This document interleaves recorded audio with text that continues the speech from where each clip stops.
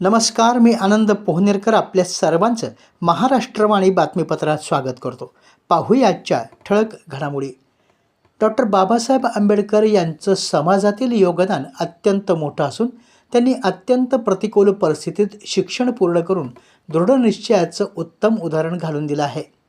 विद्यार्थ्यांनी बाबासाहेबांच्या जीवनातून प्रेरणा घेऊन वेळेचं महत्त्व ओळखत दृढनिश्चयाने शिक्षण घेतल्यास यश निश्चित मिळेल असं आवाहन जिल्हाधिकारी राहुल गुप्ता यांनी केलं आहे.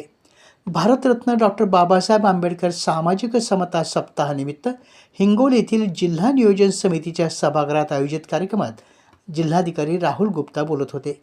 यावेळी आमदार तानाजी मुटकुळे, समाजभूषण पुरस्कार्थी मधुकर मांजरमकर तसेच विविध मान्यवरांची व्यासपीठावर उपस्थिती होती. पुढे बोलताना जिल्हाधिकारी म्हणाले, वेळ ही अमूल्य असून तिचा योग्य उपयोग केल्यास यश मिळवणं शक्य आहे. विविध स्पर्धा परीक्षा आणि शैक्षणिक संधीचा लाभ घेत विद्यार्थ्यांनी आपलं कार्यकर्तृत्व सिद्ध करावं. आमदार तानाजी मुटकुळे यांनी आपल्या मनोगतामध्ये डॉक्टर बाबासाहेब आंबेडकर यांनी दिलेल्या शिकवणीचं पालन करून समाजातील शेवटच्या घटकापर्यंत न्याय पोहोचवणं हीच खरी आदरांजली आहे. विविध शासकीय योजनांच्या माध्यमातून वंचित घटकांचं सक्षमीकरण करण्याचं काम सुरू असल्याचं त्यांनी यावेळी नमूद केलं. यावेळी प्रास्ताविक समाज कल्याण विभागाच्या सहाय्यक आयुक्त गीता गुट्टे यांनी केलं. यावेळी सामाजिक समता सप्ताहानिमित्त घेण्यात आलेल्या विविध स्पर्धेतील विजेत्यांना मान्यवरांच्या हस्ते गौरवण्यात आलं.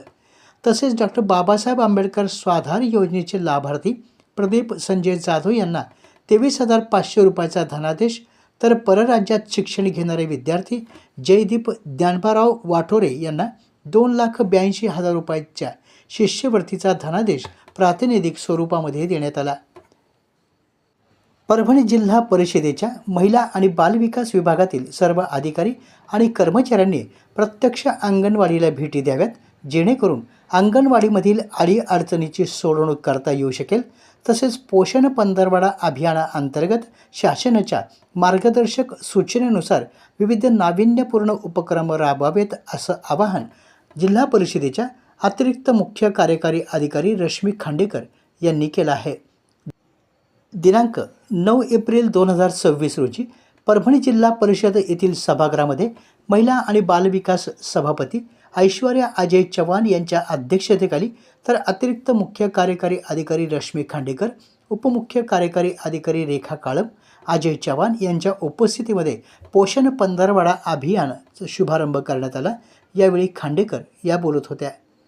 यावेळी सभापती ऐश्वर्या अजय चव्हाण यांनी जिल्ह्यातील सर्व बालविकास प्रकल्प अधिकारी, अंगणवाडी पर्यवेक्षिका, विस्तार अधिकारी, अंगणवाडी सेविका यांनी सक्रिय सहभाग नोंदवून पोषण पंधरवडा अभियानाची यशस्वीपणे अंमलबजावणी करावी असं आवाहन यावेळी केलं.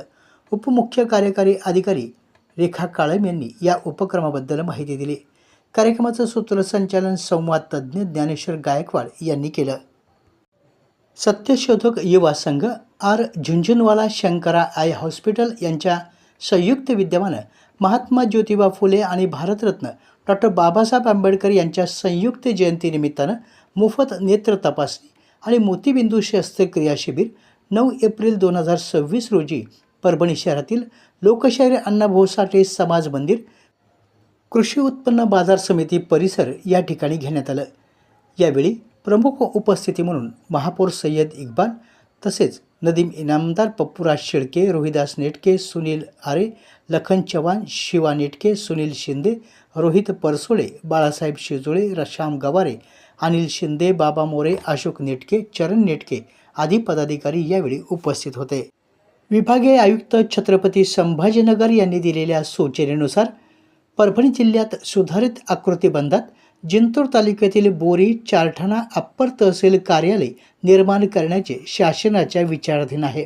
त्यानुसार अप्पर तहसीलदार कार्यालय स्थापन करण्यासंदर्भात हरकती सादर करण्याच्या अनुषंगाने उद्या दिनांक 10 एप्रिल रोजी दुपारी 4 वाजता जिल्हा नियोजन सभागृह, जिल्हाधिकारी कार्यालय परभणी येथे बैठकीचं आयोजन करण्यात आलं आहे. सदर बैठकीस जिंतूर तालुक्यातील सर्व जिल्हा परिषद सदस्य, पंचायत समिती सदस्य, सरपंच तथा प्रशासक, ग्रामपंचायत कार्यालय यांनी उपस्थित राहावं असं आवाहन निवासी उपजिल्हाधिकारी अनुराधा ढालकरी यांनी केलं आहे. नागपूर येथे पार पडलेल्या 69व्या अखिल भारतीय पोलीस कर्तव्य मेळाव्यात नांदेड परिक्षेत्रातील परभणी पोलीस दलाचा श्वान टायसन यानं उत्कृष्ट कामगिरी करत आपली छाप उमटवली. देशभरातील पोलीस आणि निमलष्करी दलाच्या सहभागात झालेल्या या प्रतिष्ठेच्या स्पर्धेत टायसनने सीक अँड फाइंड प्रकारात सुवर्णपदक तर आज्ञाधारकता आणि रिफ्युजल ऑफ फूड या प्रकारामध्ये रौप्य पदक मिळवलं. 29 मार्च ते 3 एप्रिल 2026 या दरम्यान नागपूर येथे झालेल्या या मेळाव्यात 28 राज्य, 8 केंद्रशासित प्रदेश तसेच विविध सुरक्षा दलाचे 148 श्वान सहभागी झाले होते. कठीण स्पर्धेत टायसनने उत्कृष्ट कामगिरी करत नांदेड परिक्षेत्राची मान उंचावली.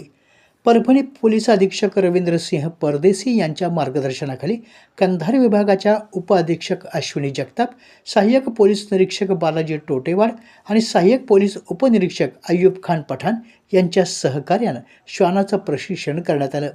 श्वान हँडलर पोलीस हवालदार रामचंद्र जाधव आणि पोलीस शिपाई सादेक पठाण यांनी मेहनत घेत उत्कृष्ट कामगिरी घडवून आणली.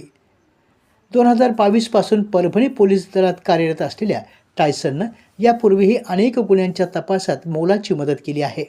त्याच्या या यशाबद्दल पोलीस उपमहानिरीक्षक शहाजी उमाप यांनी श्वान पथकाचा सन्मान करत 25,000 रुपयाचे बक्षीस आणि प्रशस्तीपत्र प्रदान केलं. या कामगिरीमुळे नांदेड परिक्षेत्रासह परभणी पोलीस दलाचा गौरव वाढला आहे.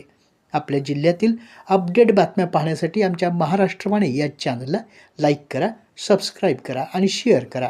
धन्यवाद.